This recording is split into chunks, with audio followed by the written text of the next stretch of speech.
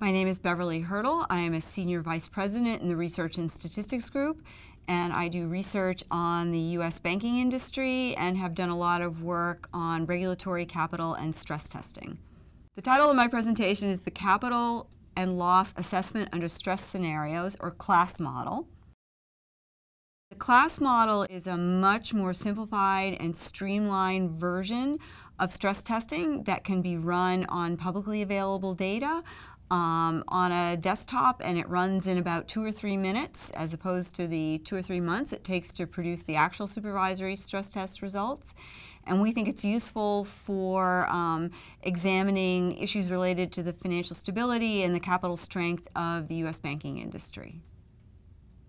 I think the most effective thing I've found to helping people understand the CLASS model and stress testing in general is to go back to the financial crisis. There was a huge amount of uncertainty about how bad it was going to get. How big were the losses at individual banks? How big were the losses in the banking industry as a whole? We had a set of regulatory capital ratios which are somewhat backward-looking in nature. They recognize the losses that have happened to date. They don't so much look ahead to what losses might be there in the future.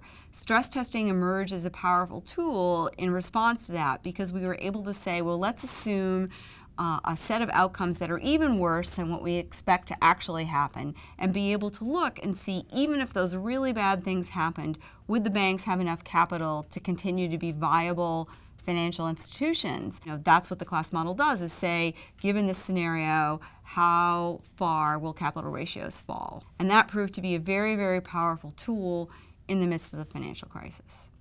The benefits of the CLASS model is it runs on public data, it can run very quickly. The limitations are that as compared to the detailed supervisory stress tests, we just don't have all the detail on the individual banks. It's useful, therefore, for assessing financial stability, which is really questions not so much about individual, or not just about individual firms, but the system as a whole.